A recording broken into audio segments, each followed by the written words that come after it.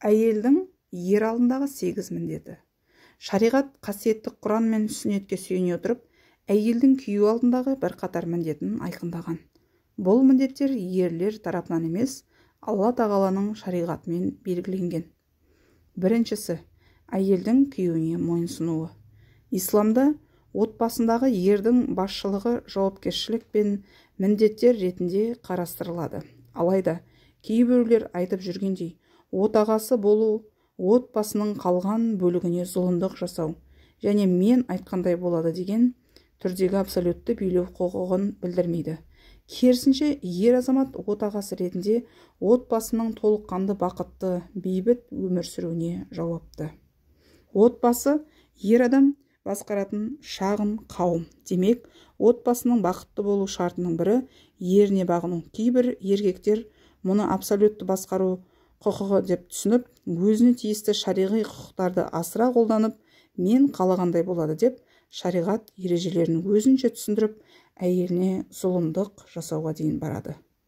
Сол сияқты кейбір әйелдер күйеуіне бағынуды қорлық, тәуелділік деп түсінеді және мұны мойындамайды. Міне, осы бағынбаушылықтың кесірінен олардың арасында түсініспеушілік туындайды. Шындығында бәрі басқаша. Біріншіден, мұндай мойынсыну шектеулі, өйткені шариғат ережесі бойынша Алла тағаланың алдында күнә болып саналатын нәрседе Алланың пендесіне бағынуға болмайды. Мысалы, ата-ана, күйеу, басшы немесе басқа біреу болсын, күнә немесе харам нәрселерді істеуді бұйырса, оған бағынбауы тиіс. Сонымен қатар, күйеуіне бағыну, отағасына құрмет көрсету ретіндегі мойынсыну болу керек. Сондықтан бұл сауапты істі отбасылық өмір аясында ақылмен атқарған жөн. Алла тағала Құранда бой ұсынушы әйелдерді мадақтап, ізгі әйелдер Аллаға толық мойынсынатын және ерінің алдындағы міндетін қалтқысыз орындайтын, сондай-ақ Алла олардың құқығын қалай қорғаған болса, олар да дәл солай ерінің қасында болмаған кезде де ерінің құқығын аяқ асты етпей, ар-ұятын, отбасылық сырларды, отбасына тән абырой мен ері тапқан мал дүниені лайықты түрде сақтай білетін жандар деген. Яғни, мүмін салих әйелдердің табиғатында күйеуіне құрмет көрсету, мойынсыну бар екенін білдіреді. Иманды да салиқалы әйелдердің күйеуіне қорқыныштан, қысымнан немесе басқа да себептерден емес, өз жауапкершілігін сезіну арқылы бағынады. Мұндай бағыну өмірдегі өз орнын, міндетін, жауапкершілігін сезінген тамаша адамның мойынсынуы. Ардақты пайғамбарымыз, оған Алланың салауаты мен сәлемі болсын. Ең жақсы әйел оған қараған кезде көз қонатын, бұйырған кезде бұйрығыңды орындайтын, сен жоқ кезде өзін және мал мүлкіңді сақтай білген әйел деген.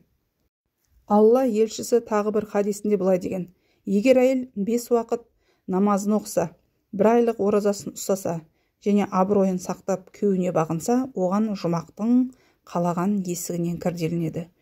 Күйеу отбасының басшысы, әйел күйеуіне бағынса, балалар да әкесіне бағынады. Нәтижесінде отбасында достық, махаббат орнайды, әрі отбасы бекем берекелі болады. Әйелдің мойынсынбауы отбасының бұзылуына, басқа да көптеген келеңсіздікке себеп болады. Бұл ақиқатты мұсылман отбасының әрбір мүшесі түсінуі керек. Екінші, нәпіл оразаны күйеуінің рұқсатымен ұстау.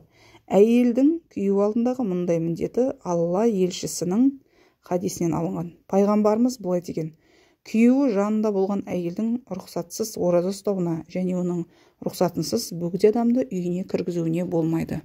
Парыз ораза үшін әйелге ешкімнің рұқсатын сұрауы шарт емес, бірақ күйеуі қасында болған кезде оның рұқсатынсыз қосымша нәпіл ораза ұстамауы керек. Күйеуі жоқ кезде ораза ұстауына болады. Бұл жұбайлардың жарасымы үшін қажет. Бұл жағдай жұбайлар арасында келеңсіздіктер мен жанжал туындаудан сақтайды. Байқағаныңыздай, исламда жұбайының шариғат белгілеп берген хақы нәпіл ғибадаттан да жоғары қойылған. Мұсылмандар бұл ақиқатты жақсы біліп, оны қатаң ұстануы керек. Күйеуінің рұқсатынсыз бөтен адамды үйге кіргізбеу күйеуінің әйел алдындағы хақының бірі. Өйткені отағасы жоқ кезде үйіне бейтаныс адамның кірсе, отбасына үлкен зиян келуі мүмкін. Үйге келген бөгде адамның әйелге деген нәпсі құмарлығы оянуы мүмкін. Өзін құрметтейтін әрбір мекеме мен ұйым кез келген адамды басшысының рұқсатынсыз өз ғимаратында кіргізбейді. Сол секілді отағасының рұқсатынсыз үйге немесе отбасы шеңберіне біреуді кіргізу де күйеуіне құрметсіздік ретінде бағаланады. Үшінші, жұбайлық қажеттіліктерді орындау. Пайғамбарымыз, оған Алланың салауаты мен сәлемі болсын, былай деген: күйеуі әйелін төсекке шақырғанда әйелі бас тартып, ал ері ашуланып ұйықтап қалса, онда періштелер оны таң атқанша лағнет дейді. Егер күйеуі әйелін төсекке шақырғанда бас тартса, әйел отбасының негізгі мақсатының бірін құнсыздандырып, денсаулыққа, махаббатқа, мейірімге, әлеуметтік және өмірдің басқа да тұстарына зиянын келтіреді. Мұндай жағдай қайталана берсе, соңы отбасының бұзылуына әкеліп соқтыруы мүмкін. Сондықтан бұл мәселеге дінімізде ерекше мән берілген. Бұл мәселенің маңызды екенін қазіргі медицина, психология және әлеуметтану саласының мамандары да растауда. Төртінші, өзін күйеуі үшін сақтау. Бұл күйеуіне мойынсыну және оның ашуын тудыратын нәрселерден аулақ болуды білдіреді. Алла тағала Құранда былай деген: сыртты маңызды шаруаларың болмаса, байсалдылық сақтап, үйлерінде отырыңдар. Ал сыртқа шығу қажет болған жағдайда, исламнан бұрынғы надандық дәуіріндегідей сәнденіп, сымбат көріктерінде ел жұртқа паш етіп шықпаңдар. Әрбір мұсылман әйел өз үйіне орнығып тұрақтануы керек. Әйел затына өзінің абыройын, ар-ұятын және қадір қасиетін сақтап үйде отыру бұйырылды. Бұл әйелдер үйден шықпасын деген сөз емес. Осы аят түскеннен кейін де мұсылман әйелдер үйінен шыққан, сапар шеккен. Алла тағала бұл аятта әйелдің негізгі мекені үйі болуы керек екенін меңзеген. Бесінші, әйелдің күйеуімен бірге баруы. Күйеуі әйеліне махр, мұғаджалды алдын ала беріп бірге сапарға шығуды ұсынғанда, әйелі күйеуімен бірге баруы тиіс. Яғни ері әйеліне келісілген махрды беру арқылы күйеуінің сапарда әйелін өзімен бірге алып жүру хақысы да бекітіледі. Алтыншы, барлық істі күйеуінің рұқсатымен істеуі. Кез келген жерде, әрбір істе адамдар әдетте басшысынан рұқсат сұрайды. Сол секілді күйеуінің хақысы басым болуына байланысты әйел де барлық нәрсені күйеуінің рұқсатымен істеуі керек. Егер әйелі күйеуінің рұқсатымен бір іске кірісетін болса, онда бұл іс екі жаққа да тек жақсылық әкеледі. Өйткені күйеуінің хақысы да әйелінен жоғары. Айша анамыз, Алла оған разы болсын, былай деген: мен пайғамбардан, оған Алланың салауаты мен сәлемі болсын, адамдардың қайсының әйелге қатысты хақысы басым деп сұрадым. Сонда ол оның күйеуі деп жауап берді. Алла тағала құлдарына ерлер мен әйелдерге мүмкіндік болған жағдайда өмірінде бір рет қажылық жасауды парыз қылды. Нәпіл қажылық жасауды қалайтын әйелдер үшін де Алла тағала күйеуінің рұқсатын алуды шарт етті. Сонымен қатар, әйел садақа берерде, үйден шығарда және осыған ұқсас басқа да нәрселер істерінде күйеуінен рұқсат сұрауы керек. Шариғат бойынша әйел ата-анасына денсаулығы жақсы кезде аптасына бір рет баруға хақылы. Егер ауырып қалған жағдайда қажетінше оларды зиярат ете алады. Жетіншісі, күйеуіне көмектесіп, оның қамын ойлау. Салиқалы әйел отбасының, күйеуінің көмекшісі, мал-мүлкінің, абырой-беделінің сақтаушысы, сондай-ақ балаларының қамқоршысы болуы керек. Әйел күйеуіне жанашыр болып, қайғысы мен қуанышын онымен бірге бөлісіп, оған барлық істе жәрдемдесуі қажет.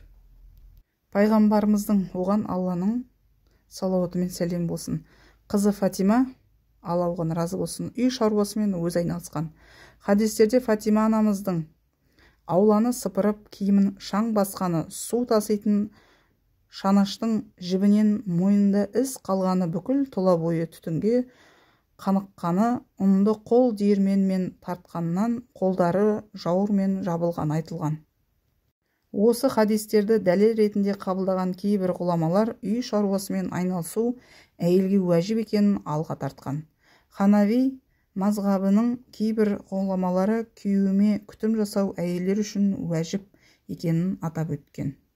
Сондықтан бұл мәселеде әйел де ер де үй шаруасын өзара жәрдем көрсету негізінде жүзеге асыруы қажет. Сегізіншісі, күйеуінің туыстарына жақсылық жасау. Әйелдің күйеуіне жақсылық жасауы оның ата-анасына және басқа да туыстарына ізгілік жасауды қамтиды. Өйткені оларға жақсылық жасауды шариғат күйеуінің өзінен талап етеді. Әрбір мұсылман адам ата-анаға жақсылық жасаудың, туыстық қарым-қатынасты сақтаудың қаншалықты маңызды екенін жақсы біледі. Жоғарыда аталған игі істер күйеуінің алдындағы шариғи міндет ретінде әйелге де жүктеледі. Бұл міндетті өтеу әрбір мұсылман әйел үшін мәртебе және сауапты іс.